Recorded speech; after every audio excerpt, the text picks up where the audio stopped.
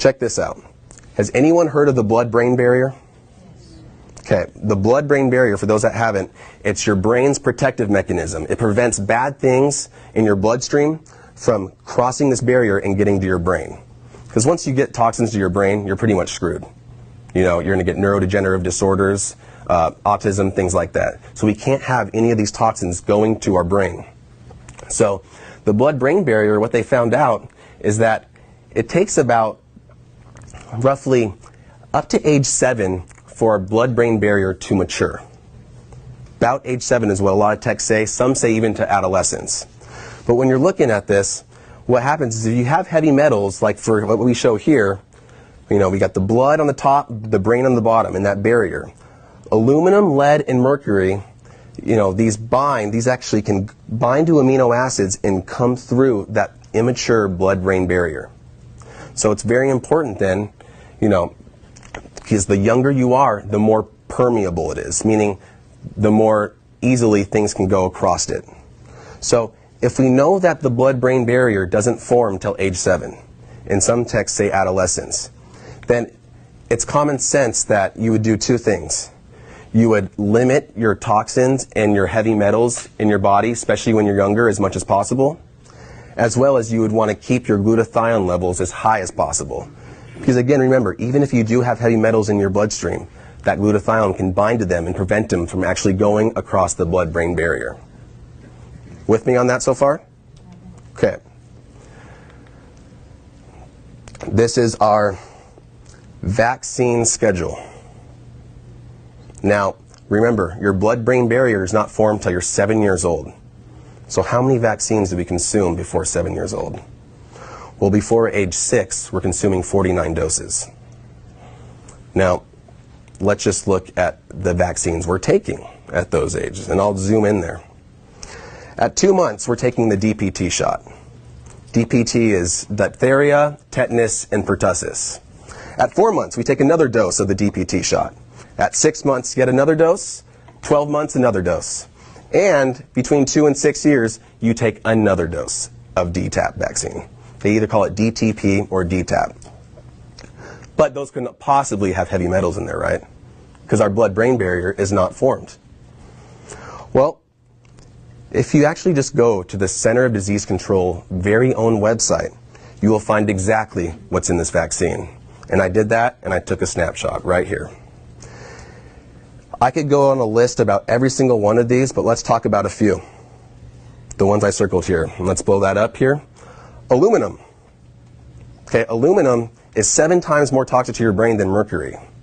So people, the vaccine manufacturers, started taking out mercury, replacing it with aluminum. That's not a whole lot better. They're both potent neurotoxins. Neuro meaning nervous system, brain, toxins, poisonous. So you're consuming these toxic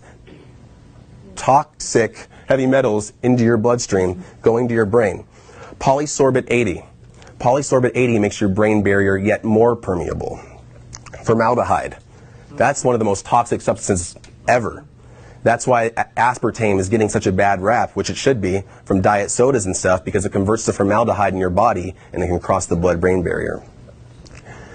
MRC5. Has anyone ever heard of that? This is on the CDC website.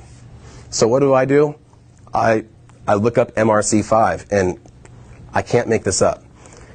MRC5 cell line was developed from lung tissue taken from a 14-week fetus aborted for psychiatric reasons.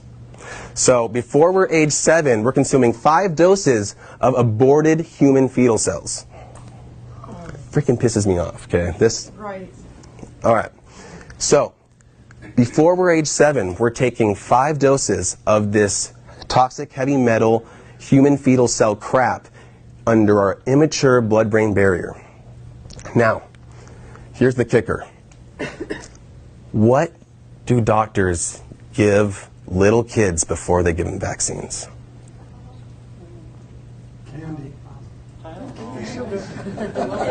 They give them freaking Tylenol. Tylenol reduces your glutathione levels in your body. So, but you know why they do it?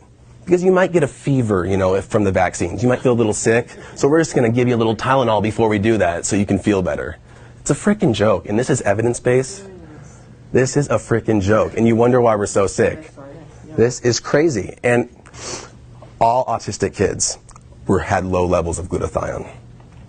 So if we know that, how in God's green earth can they give Tylenol before they give vaccines that actually deplete your glutathione levels, your only defense mechanism against these toxic heavy metals from reaching your brain? I mean, you can't make this stuff up. And so we look at this. The blue line's autism. The red line is vaccines. You increase the vaccines, you see a pretty high correlation with increased cases of autism. Now, side effects. Everyone knows what a side effect is, right? You know, they're known adverse reactions that can happen from a therapy. For example, a blood pressure lowering drug can cause dizziness, can cause headaches from less oxygen going to the brain. Just a known side effect. A side effect of statins is muscle pain, just a known side effect. Did you know that vaccines actually have a package insert with side effects on there? Did anyone know that? Has anyone ever read that? No, because the doctors just give it. Well, here it is. Yeah, here it is. CDC website, cdc.gov. So we look at this, and this is from the DTaP vaccine as well. Let me blow it up. Anaphylactic reaction, autism and SIDS. This is directly from their research. Now, you're seeing autism. They don't just put autism there. It's actually proved to actually happen, so they have to list it as a side effect. And this is in the vaccine insert, but no one talks about it. SIDS. I actually have a cousin that died from SIDS. And of course, the mom's a pediatrician. They blame everything but the vaccine. But tell me one other thing that kid is doing with a side effect that actually says SIDS on it. Nothing. In fact, they're taking, sleeping position classes. It's like, dude, do you think the babies in the hunter-gatherer population had to take sleeping position classes? I mean, it's a freaking joke. You can't sleep on your stomach? I mean, come on now. This is crazy. So, it literally says SIDS on there. Now, they actually did a study in the Journal of Human and Experimental Toxicology. The more vaccines given, the greater amount of SIDS. It's crazy. You know what SIDS is? Sudden infant death syndrome. When babies go to sleep, they never wake up. So I just like this little quote here. If you mixed mercury, aluminum phosphate, aluminum sulfate, and formaldehyde with viruses, then got a syringe and injected it into your child, you would be arrested and sent to jail for child endangerment and abuse. Then why is it legal for a doctor to do it? And why the hell would you let them? It's crazy. You got to educate yourselves. Now, here's the thing. We've all heard this excuse. Oh, I was fully vaccinated, and I'm fine. Right? And personally, I was fully vaccinated, and I am fine. But not every single kid out there has enough glutathione levels, and not a lot of them out there are so lucky. I happen to have enough glutathione in my body to protect myself from those heavy metals getting into my brain. Some kids aren't so lucky. And so when you're looking at the autism just prevalence right now, does anyone know what this growth is called? It's called exponential growth. Now, it starts off in 1975 when it was 1 in 5,000. This graph ends in 2009 where it's 1 in 110. Anyone know what it is now? It's 1 in 45.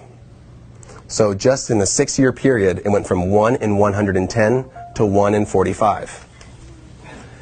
If this projection stays true, and there's honestly no reason why this wouldn't, because we're still consuming copious amounts of vaccines. In fact, now they're being pushed on us mandatory to get in schools, and we're consuming tons of GMOs, glyphosate. There's no reason why this trend's not going to continue.